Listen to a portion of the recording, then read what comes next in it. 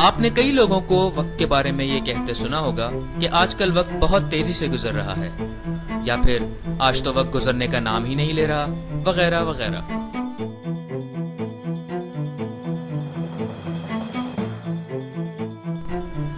لوگ ایسی تمام باتیں اس لیے کرتے ہیں کہ وہ وقت کو ایک حرکت کرتی شے سمجھتے ہیں، حالانکہ وقت نہ تو کوئی شے ہے اور نہ ہی اس میں کوئی حرکت ہوتی ہے۔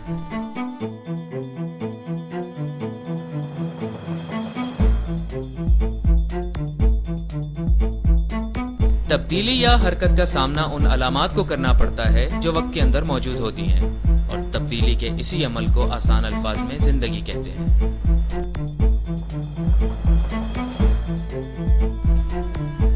سورج طلوع ہونے سے پہلے بہت کم لوگ ہی کراچی کا یہ چہرہ دیکھ پاتے ہیں۔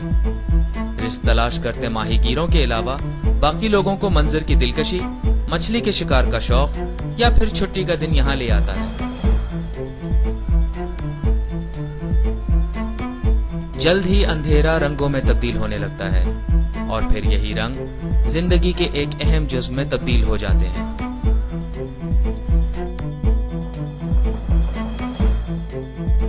سورج بلا شبہ زندگی کی ایک روشن علامت ہے۔ اسے سمندر سے قریب ہو کر طلوع ہوتے دیکھنا ایک خوشگوار احساس پیدا کرتا ہے۔ منظر تو دلکش ہوتا ہی ہے، لیکن اس کے ساتھ ساتھ وقت کی حیثیت اور زندگی کی اہمیت کا اندازہ بھی ہوتا ہے۔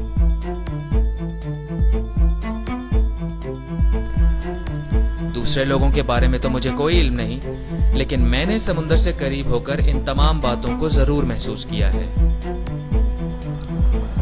یہ علامت اپنے طے شدہ سفر پر چلتے ہوئے آس پاس کے رنگوں کو مزید تبدیل کر دیتی ہے۔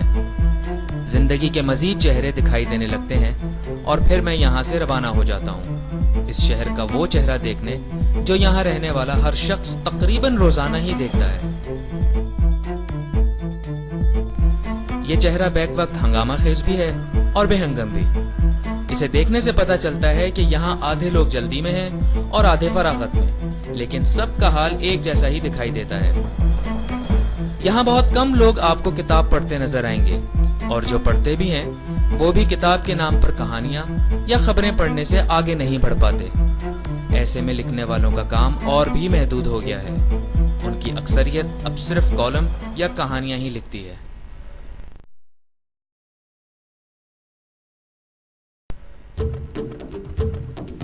بہتر زندگی گزارنے کے لیے پیسہ بہرحال ضروری ہے، اور اگر آپ نے لکھ کر ہی پیسے کمانے ہیں تو پراسرار اور ماورائی کالمز یا کہانیاں لکھنے سے بہتر کچھ نہیں ہو سکتا۔ مانگ زیادہ ہے، اس لیے پیسے بھی اچھے ہیں۔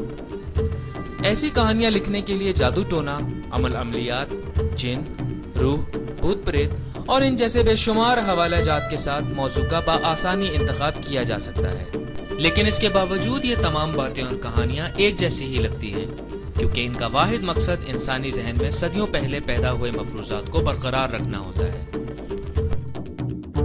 کہا جاتا ہے کہ آج کل کی زندگی بہت تیز ہے، شاید اسی وجہ سے لوگ اپنے آس پاس مشاہدہ نہیں کر پاتے، اور کسی خاص بات کو بھی یکسر نظر انداز کرتے ہوئے مفروضات یا تفریحات کی فہرست میں شامل کر لیتے ہیں۔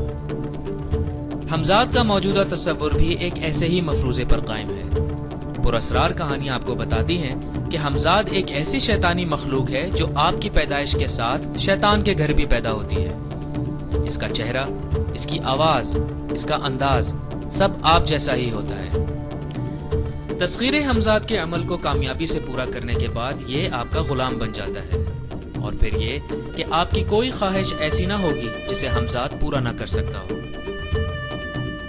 یہ انتہائی گمراہ کن خیالات ہیں، اور ان جیسے نہ جانے کتنے ہی بے بنیاد خیالات اب عقائد میں تبدیل ہو چکے ہیں۔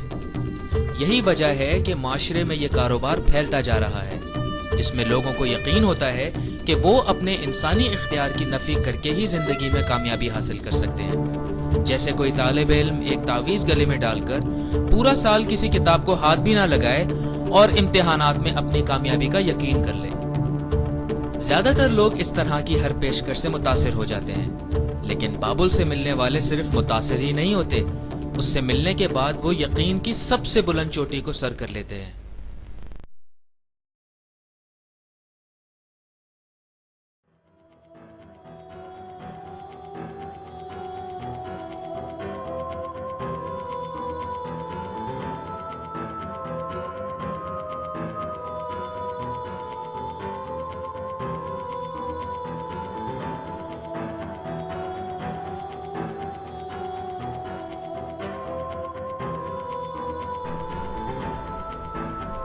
نام سے متضاد شخصیت اور مکروہ چہرے کے مالک اس شخص میں کوئی بات تو ایسی ہے کہ عام لوگوں کے علاوہ تعلیم یافتہ اور طاقتور لوگ بھی چوری چھپے ہی صحیح لیکن اپنی خواہشات پوری کرانے یہاں آتے ہیں۔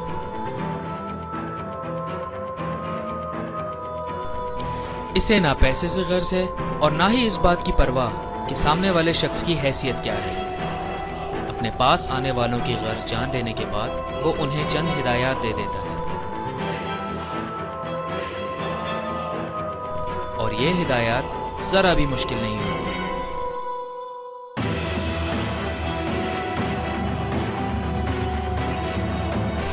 آپ کون ہیں، کیا کرتے ہیں، کہاں رہتے ہیں، اس سے کوئی فرق نہیں پڑتا، ان ہدایات پر بآسانی عمل کیا جا سکتا ہے۔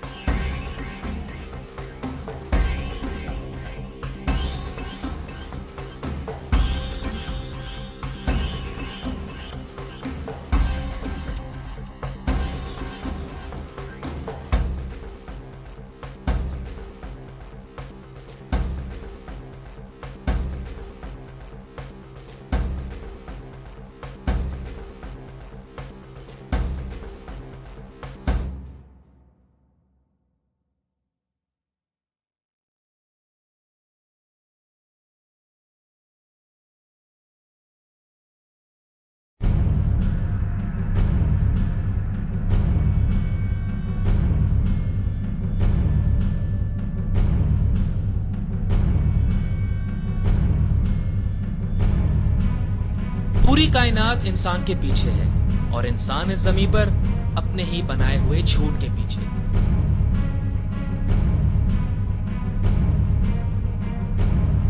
وہ صرف وقت کی حقیقت یا زندگی کی اہمیت سے ہی ناواقف نہیں، وہ الفاظ کی طاقت سے بھی بے خبر ہے۔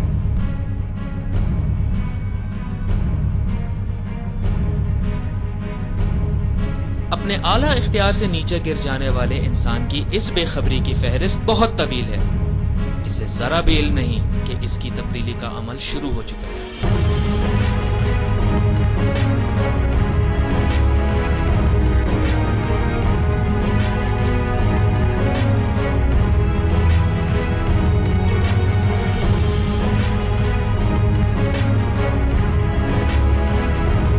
انسان کے اختیار کی فضیلت سمجھنے والے بے خبر لوگوں کی جگہ لے رہے ہیں۔ کوئی پیشن گوئی تو نہیں کی جا سکتی، لیکن اس بات میں کوئی شک نہیں کہ بے خبری کا انجام انتہائی دردناک ہوتا ہے۔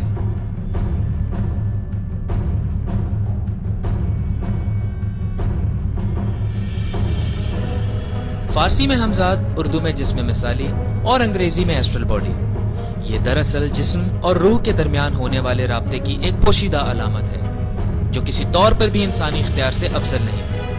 یہ علامت ازل سے اس انسانی اختیار پر رشک کرتی آئی ہے جس سے الفاظ کی طاقت سے بے خبر انسان خود ہی دستبردار ہو رہا ہے۔ کہانیاں لکھنے والے عموماً فرضی نام اختیار کر لیتے ہیں۔ میں نہ تو کہانیاں لکھتا ہوں اور نہ ہی مجھے فرضی نام رکھنا پسند ہے۔ آپ مجھے کوئی بھی نام دے سکتے ہیں، لیکن ذاتی طور پر مجھے یہ نام پسند ہے کیونکہ یہ سننے، بولنے، دیکھنے اور لکھنے میں اچھا لگتا ہے۔